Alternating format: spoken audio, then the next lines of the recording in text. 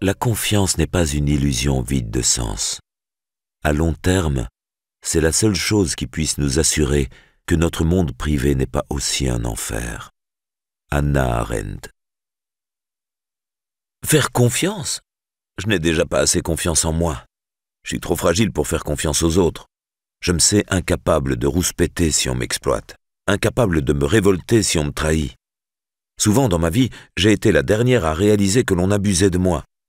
Comme je doute de moi, je prête toujours de bonnes raisons aux autres. Je suppose que mes doutes ne sont pas fondés, que mes soupçons sont injustifiés. Mon signal d'alarme des abus est anesthésié, ou il l'a longtemps été. Longtemps, j'ai été incapable de me dire des phrases simples comme « ce n'est pas normal, c'est un abus, ne te laisse pas faire, c'est inacceptable, c'est une trahison, c'est une rupture de contrat moral ». Incapable de les penser moi-même, alors les dire aux autres, vous imaginez. Je suis toujours incapable de les prononcer, mais aujourd'hui, la différence, c'est que j'évite de me mettre dans des situations où je devrais les prononcer. Pour éviter la déception et la trahison, je ne fais plus confiance. La maison ne fait plus de crédit. Je vois bien que cela m'isole et me prive, mais je préfère être seule et méfiante qu'accepter mais abuser. Souvent, la méfiance fleurit sur nos fragilités. Pourtant, la confiance est belle, et elle est aussi favorable aux personnes qu'aux groupes humains. Pourquoi est-elle si difficile lors des problèmes d'estime de soi? Faire confiance. La confiance, c'est l'attente que notre désir de collaborer ne sera pas déçu et que nos vulnérabilités ne seront pas exploitées par autrui. La confiance est une intuition, parfois une décision, plus ou moins argumentée, et une espérance, bien plus qu'une certitude. Elle est une forme d'optimisme centrée sur les relations sociales. Comme l'optimisme, elle n'est pas un aveuglement face aux difficultés. En cas de vrais problèmes, optimistes et pessimistes réagissent de la même manière, mais une tranquillité face à l'absence de problèmes manifestes. Alors que l'optimisme ne modifie pas forcément les situations matérielles, la confiance peut le faire. Accorder sa confiance à quelqu'un peut l'inciter à évoluer favorablement et contribue aussi à rendre la société plus humaine. Les sources de la capacité à faire confiance résident bien évidemment dans notre passé. Avoir eu des parents fiables, n'avoir pas vécu de trahison douloureuse après s'être beaucoup investi ou révélé, semblent les deux facteurs majeurs. Mais il existe aussi de nombreux facteurs davantage liés au présent et composant un mélange assez complexe. D'abord, les raisons de faire confiance peuvent être opposées. On peut faire confiance par fragilité personnelle, basse estime de soi, parce que l'on a tendance à idéaliser les autres ou à se mettre en position de faiblesse ou de dépendance face à eux. On peut aussi accorder sa confiance parce que l'on se sent assez fort pour pouvoir supporter ou réparer une éventuelle trahison. Je lui donne une chance, haute estime de soi. Pouvoir accorder sa confiance à autrui dépend donc clairement de la confiance que l'on a en soi-même et de nos besoins en matière d'estime de soi. Nous pourrons être amenés à l'accorder ou à la refuser de manière inadaptée en fonction davantage de nos attentes à être rassurés ou admirés que de l'évaluation calme de nos interlocuteurs et de la situation. Mais d'autres éléments peuvent jouer encore. Certains sont hormonaux. Une étonnante et récente étude de neurobiologie montrait qu'il était possible de multiplier par 2 le sentiment de confiance envers autrui simplement en faisant inhaler à des volontaires un spray à base d'ocytocine, une hormone à l'origine du comportement maternel, et qui facilite aussi les rapprochements sexuels. Manipuler chimiquement le sentiment de confiance? Voilà qui pourrait poser des problèmes éthiques importants. Que se passerait-il si des vendeurs ou des politiques utilisaient discrètement l'ocytocine pour convaincre leurs interlocuteurs et auditeurs? D'autres sont psychologiques. La confiance est ainsi très influencée par la vie émotionnelle. Logiquement, elle est facilitée par les émotions positives et entravée par les négatives. Ressentir fréquemment tristesse, colère, inquiétude peut induire une méfiance systématique envers autrui, basée sur la peur, c'est le cas des patients phobiques sociaux, le pessimisme, cas des dépressifs, ou la projection de ses propres mauvaises pensées et visions négatives de l'humanité, les grincheux, coléreux, toujours dans le ressentiment. Toutes ces souffrances perturbent alors le bon fonctionnement des groupes humains, qui ont un grand besoin de confiance mutuelle, de la vie de famille au comportement professionnel et social, alors que des émotions positives fréquentes facilitent grandement la qualité des échanges. Dans certains cas, l'incapacité à faire confiance relève d'une pathologie psychiatrique. L'exemple le plus pur en est représenté par les paranoïaques, bien sûr, persuadés que personne, même leurs proches, ne mérite une confiance absolue et permanente. Pour eux, il y a ceux qui ont trahi, ceux qui s'apprêtent ou sont en train de trahir et ceux qui trahiront un jour.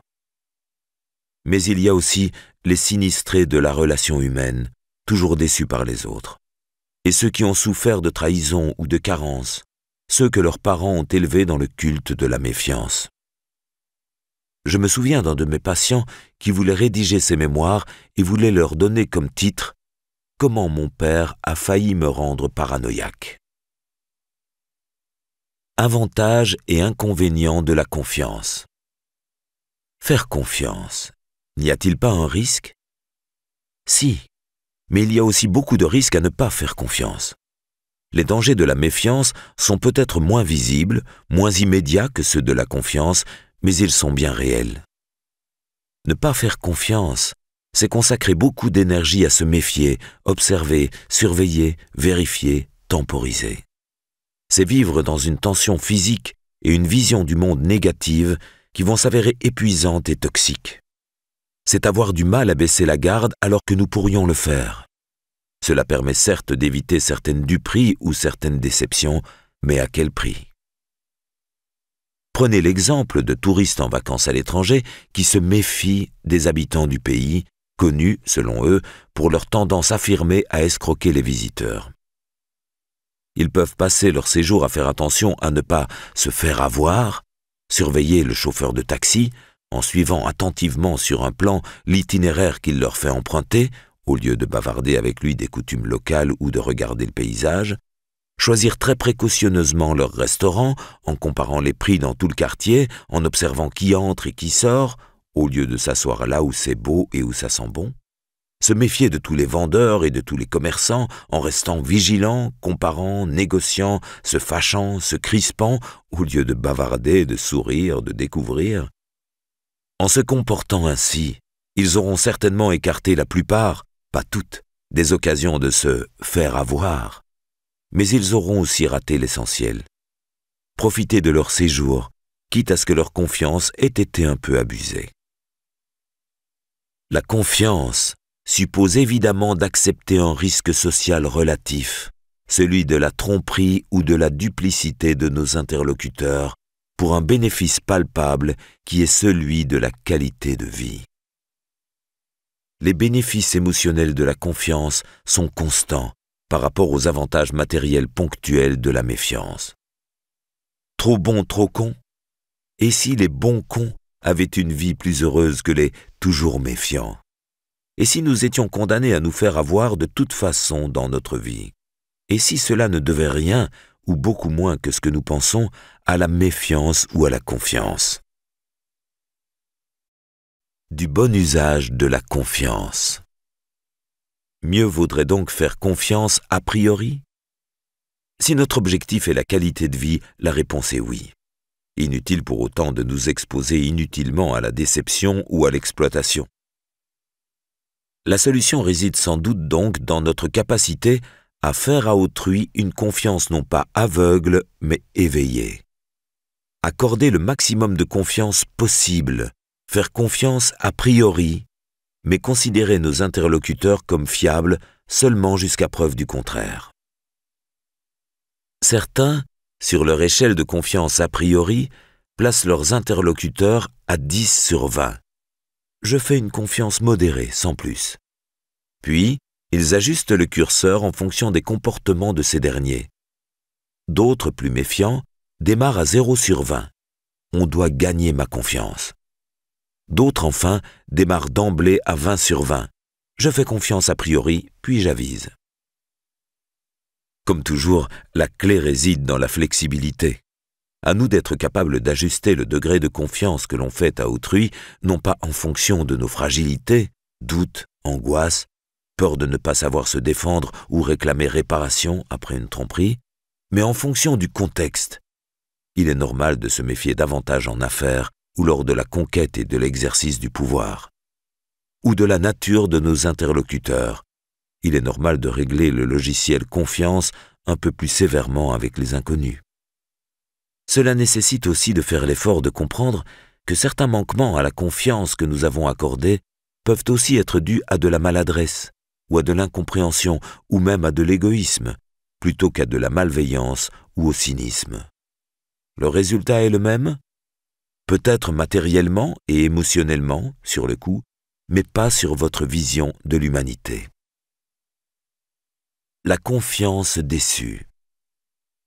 Lorsque j'ai appris que Sylvie avait dit du mal de moi lors d'une soirée où étaient invités nombre de mes amis, cela a représenté comme un coup de poignard.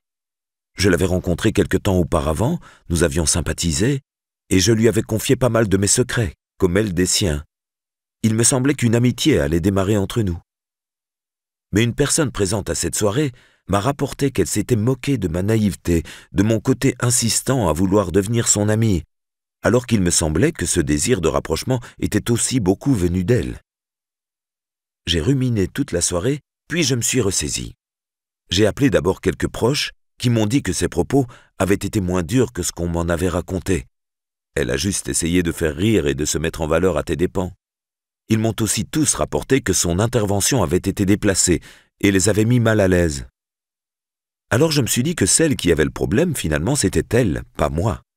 Pour ma part, je me sentais en règle sur cette histoire. Ce n'est pas moi qui avais médit, mais elle. Puis j'ai réfléchi à la portée exacte de l'incident, en essayant de ne pas me faire piéger dans mon raisonnement par mon réel sentiment d'injustice ou de tromperie. Je ne parle même pas de trahison. Au fond, il s'était passé quelque chose de vieux comme l'humanité. Une personne avait médit d'une autre. Point. Les conséquences réelles étaient mineures. Mes amis savaient qui j'étais et n'avaient pas apprécié ces propos. Les gens qui ne me connaissaient pas s'en fichaient, et ceux qui ne m'aimaient pas avaient sans doute savouré. Et alors? Je m'étais ensuite interrogé sur ses motivations.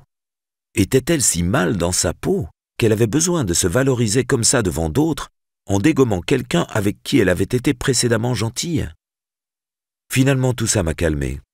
Et au lieu de partir sur des généralisations, genre « ne plus faire confiance à personne », j'en suis resté à « il y a des gens peu fiables et qui font preuve de duplicité ». Et je suis même arrivé à me dire « même elle, ne la rejette pas en bloc. Tu sais simplement qu'il ne faut pas lui faire confiance, voilà tout. Inutile de lui en vouloir à mort. Reste cool. Tu es averti maintenant. Te voilà prévenu à peu de frais. La leçon est bonne. » C'est tout bête, mais j'étais fier de moi de ne pas m'être embarqué dans des ruminations d'amertume, de colère ou de vengeance, comme cela aurait pu m'arriver il y a quelques années. Et finalement, je n'ai même pas appelé cette Sylvie pour lui demander des comptes. Cela m'était devenu presque indifférent. Amélie, 43 ans. Dans ce témoignage, Amélie nous éclaire sur l'essentiel des attitudes à adopter en cas de confiance trahie. Se rappeler que la personne sur qui la trahison en dit le plus, c'est celle qui trahit, non celle qui est trahie. Sous l'effet de la blessure émotionnelle, ne pas généraliser la méfiance ultérieure à tout le genre humain. Continuer d'accorder sa confiance aux personnes fiables. S'en tenir seulement à une méfiance augmentée envers la personne qui a trahi, mais pas forcément lui retirer toute confiance. En parler rapidement à des proches pour se faire aider dans l'évaluation de la gravité de la trahison. Se méfier de la période initiale où l'on ressentira des émotions chaudes propres à radicaliser nos jugements. Si ce sont des propos rapportés, toujours vérifier leur portée et leur nature exacte. En parler éventuellement à la personne concernée, mais plus sous forme d'enquête, peux-tu m'expliquer ou me rassurer, que sous forme de reproche ou d'accusation. Les bénéfices individuels et collectifs de la confiance mutuelle. La confiance est fondamentale pour les sociétés humaines. Que cela soit dans les relations intimes, couple, famille, amis, connaissances, ou plus largement sociales, travail, vie de la cité au sens large. Pour toute forme de société humaine, la position de confiance réciproque est à long terme la plus payante. Il existe un probable effet boule de neige positif. Plus on perçoit que notre interlocuteur est attentif à nos besoins, plus on lui fait confiance, plus il perçoit alors qu'on est attentif à ses propres besoins, et plus il nous fait à son tour confiance, etc.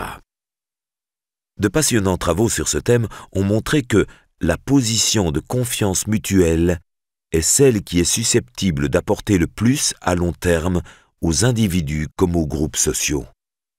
Un des modèles classiques d'étude de la confiance interactive en psychologie sociale est proposé par ce que l'on nomme le dilemme du prisonnier. Imaginez deux suspects arrêtés et emprisonnés pour un délit. Le juge est persuadé de leur culpabilité, mais n'a aucune preuve. Il leur dit alors « Vous avez le droit de parler ou de vous taire. Si aucun n'avoue, vous serez condamnés chacun à 3 mois de prison, car il y a des charges mineures contre vous. Si vous avouez tous les deux, nous en tiendrons compte et vous n'aurez qu'1 mois de prison. Si l'un avoue et l'autre non, celui qui aura avoué sera condamné à 6 mois de prison et l'autre sera libéré. » Les deux prisonniers ne peuvent pas communiquer entre eux. Ils doivent donc faire ou non confiance à l'autre. L'intérêt commun est d'avouer tous les deux. La peine sera minime. 1 mois de prison chacun, soit 2 mois de punition au total pour le duo, mais à égalité. Mais si l'un avoue et l'autre non, il sera le seul à être puni. La peine totale de 6 mois sera subie par un seul des 2 hommes, ainsi dupé dans l'histoire. La tentation égoïste est donc de ne pas avouer. Au mieux, on est libre, au pire, on écope de 3 mois de prison. Mais l'intelligence collaborative est d'avouer. En supposant que l'autre fera de même, on sera emprisonné seulement pour 1 mois. Comment réagissons-nous dans la vraie vie? Les études montrent que la tendance spontanée face à des situations de ce type est de privilégier la méfiance.